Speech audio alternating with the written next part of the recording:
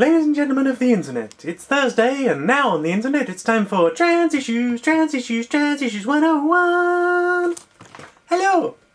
Hi, I am Jane Magnet, and I'm here on Trans Issues 101. Hi everybody. I am doing my intro video, so this is me. Don't worry, no one spiked your drink, this is just how I look. I am 31.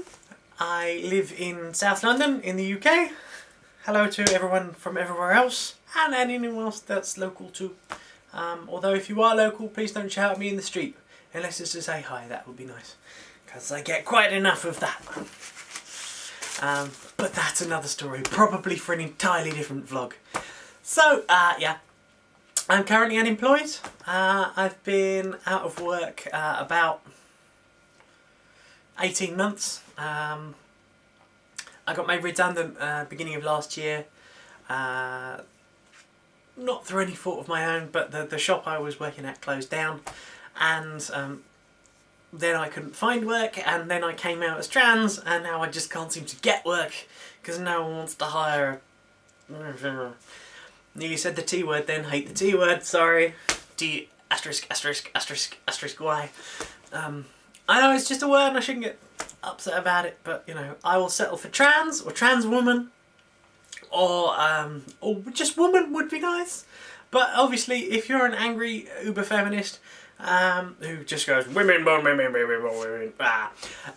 I will accept that I'm a transsexual as long as you don't lump me in with men. I have no problem with the men specifically, but I just don't.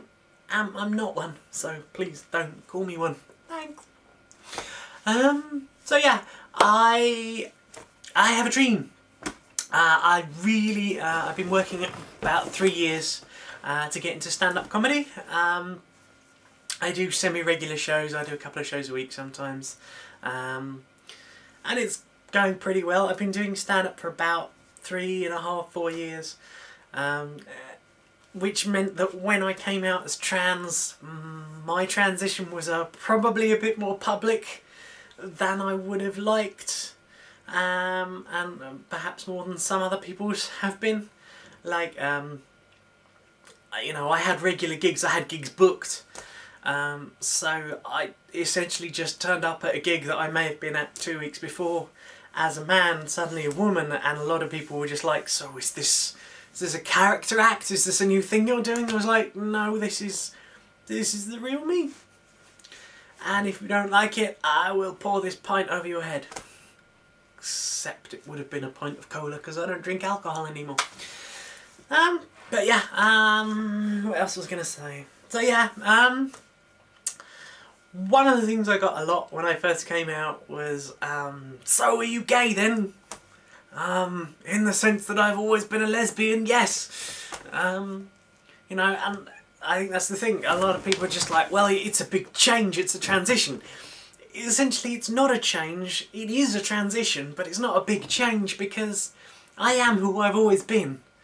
Just, I wear slightly different clothes now, and I'm generally happier about life. You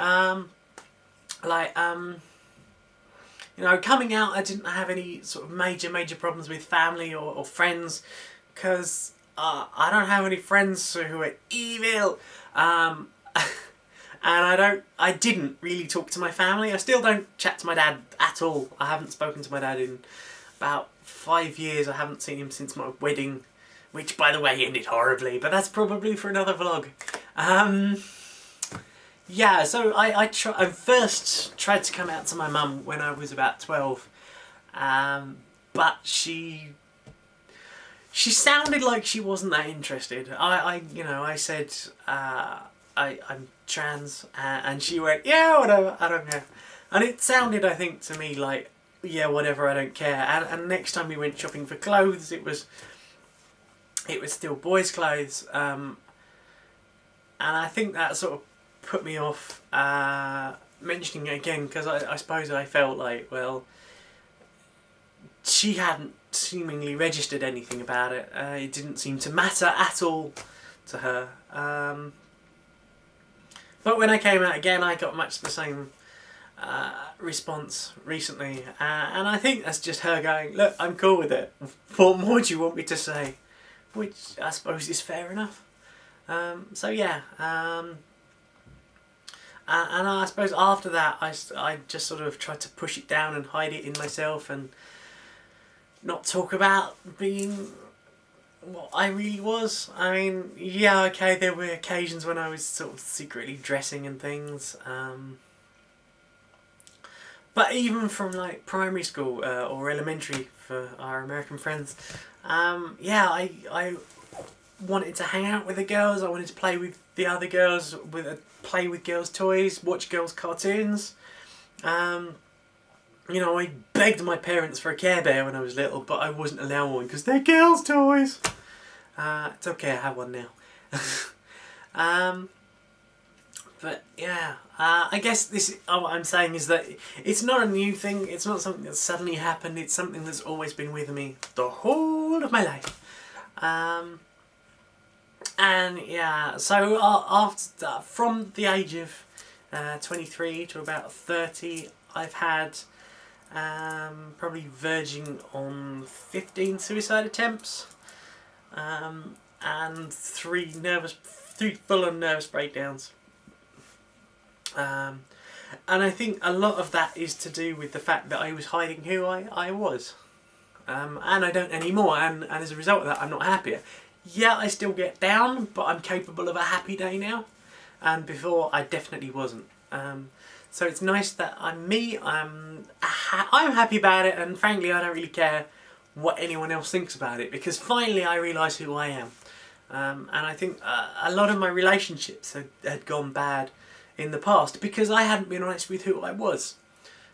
So you know, one of my complaints that always ran around in my head, even though I didn't often say it, was, you know, they don't understand me. That, you know, my partner doesn't get me. She doesn't understand me for whatever reason. And how can I stay with someone who doesn't get me? So I didn't. I had some pretty long relationships, and you know, I'd say to them often, you know, I'm a lesbian trapped in a man's body, and they sort of thought, ah, that's funny, more oral sex for me, but which is probably true, but you know, there's more to it. Like when I did come out, someone said to me, oh, you know, what does this mean? What does this mean about our relationship? And I said, well, you know, our relationship's been over 18 months. What does it matter? You know, and she wouldn't see me for ages and ages and ages, and then I saw her in the street in town, and I just ran up to her and I was like, hi, how's it going? And she basically said, you know, she'd been worried about seeing me, that I was going to look like some hideous caricature. Actually, she used the T word, but you know, I can forgive that for people's ignorance at first. So yeah, and she was like, you actually look pretty good, and you know, I'll accept pretty good. I know I don't look brilliant. I haven't had any hormones or anything yet, although I have my second gender clinic appointment at the end of this month, so hopefully good news will happen there. Anyway, I think I've probably whittled on quite long enough for this episode. I don't know how long I've done, but fuck it. So hopefully you'll keep tuning into the rest of the channel and watch everybody else's videos on the channel, because, you know, I think we're trying to spread a good message and hope and happiness and anything you want to know, really. I imagine questions will be asked, and I imagine you will probably get your chances to pose questions to us, so yeah, hope to see you soon. Oh, bye!